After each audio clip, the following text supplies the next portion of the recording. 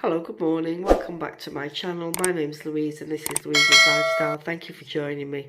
So today's video is about tropical plants I'm growing in my bathroom and why I'm doing that and what tropical plants are they. So I'll start off down here with this little plant which surprisingly has been growing since last September and has only just recently started to put on some new growth. It was in a sort of like a semi-dormant state. This is an Atamoya. So an Atamoya is a member of the Annona family, the custard apples. You can get the smooth skin types, you can get these bumpy skin ones, and this is actually a hybrid. The fruit, that is a hybrid of a smooth skin cherimoya and a custard apple or a sweet sop, which has the bumpy skin. So it's a combination of the two. And I managed to get that fruit last, September it was, at beginning of September last year from Apna Supermarket. Did a taste test video and I germinated the seeds I think 4 weeks later, and I have two plants, and the one of them came up blind where the seed was attached, and I did a video on that, and it sort of came back, it grew some new leaves, and but it only lasted a couple of months, and unfortunately that plant died. So I've only got the one now, and this is it. And recently I had this up till that about 2 weeks ago. I had that in my box bedroom, which is facing southeast, the front of the house, and moved it from there because there's a lot of stuff being shifted about. So I moved it from there. I thought I'll put it in the bathroom. It gets quite a lot of humidity in here when someone's having a bath or a shower. It's quite steamed up, but we do keep the window open after the shower, so the temperature does vary in here. It can be quite cool, if the window's left open for some time and the weather's not been great. But it seems to have liked the change because it has gone from having just centre, I'll try and get to the centre, these small leaves here, there's one under there. It only had these leaves for the last 8 months, and all this here, these larger leaves, have just come out in the last couple of months.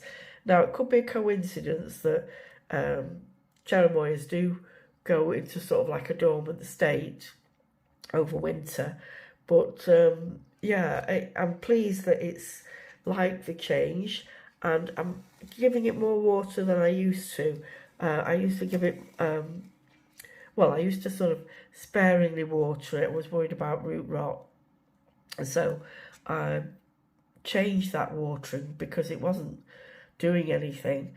And I water it more frequently now. And as you can see, the seed from the previous plant that was here, I water it more frequently now. It's just in a standard compost. There's nothing special about it. I've never changed the compost since, it germinated. So I'm keeping it more on the moist side. Downside being you get more fungus gnats, and I need to put a sticky label in here to trap them.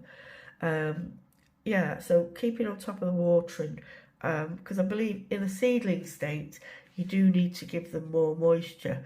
I think it's when they progress to being mature plants that you've got to watch out for root rot and not, overwater them. So seedling stage water, when they get mature, ease off the watering. Hopefully I can get it to a mature state, but we'll just have to see. It's not the first time I've grown cherimoya. I had back in 2017, I think it was. I had a couple of plants that I grew for nearly 3 years, and they were doing well, and then I repotted them, and unfortunately they didn't like the repot and they promptly died. So that's why I'm a bit cautious about uprooting them and uprooting this plant and changing the soil. Leave it as it is if it's doing okay. So that's the cherimoya. Next to it here, I have a jackfruit. And I've been growing this for about 2 months.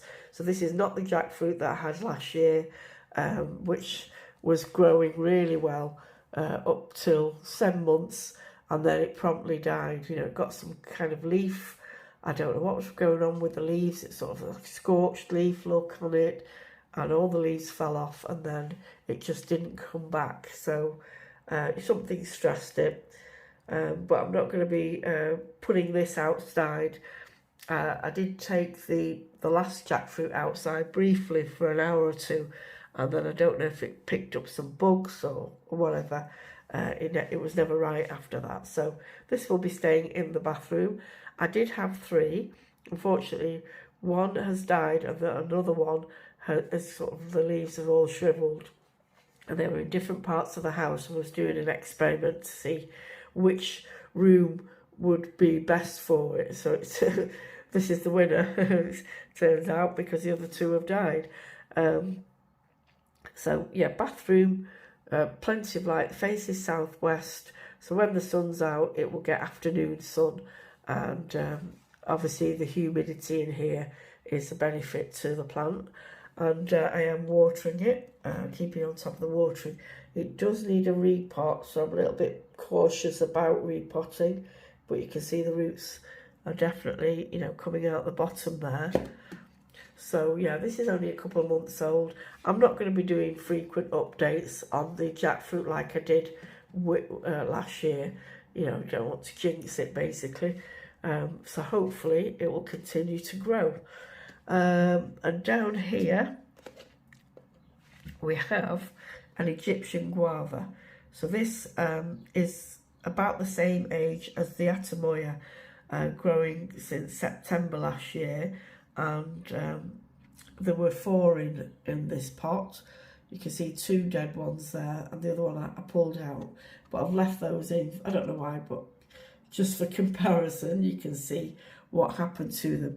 And as I say, this has been sort of like in a semi-dormant state, as all of these, apart from the jackfruit, the Atamoya and this have been in a semi-dormant state and not grown at all. So what you see here is 8 months worth of growth, and these 2 leaves are new growth. So very, very slow. I'm keeping the watering, I'm sort of keeping on top of the watering. I'm not letting the soil dry out for whilst it's in whilst it's in the seedling stage. I keep on top of the watering, not let it dry out. Don't think seedlings benefit from being allowed to dry out. They're not going to suffer root rot like a mature plant would. They need that water. They need to keep on top of. So you need to keep on top of the watering basically when you've got a seedling going. So that's the Egyptian guava. And last but not least, we have this mango, and I started this, I can't remember when I got this.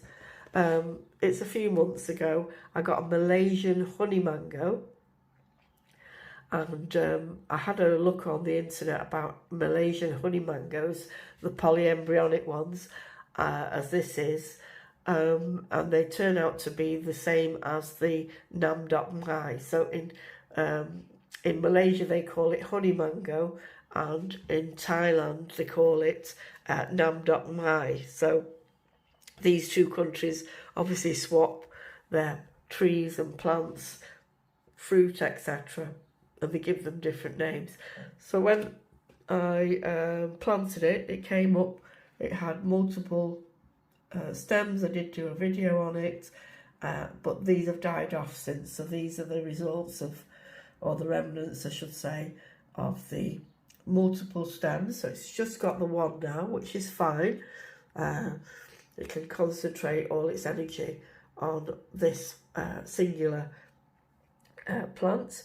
And this was in the downstairs actually, in the same position. It was facing southwest, but it didn't get the humidity that it's getting here in the bathroom. And recently I've noticed this new growth is coming out. It was just these 2 leaves for such a long time, but now I'm pleased to see it's starting to put out some new growth, and hopefully that will continue. I've got it in orchid bark,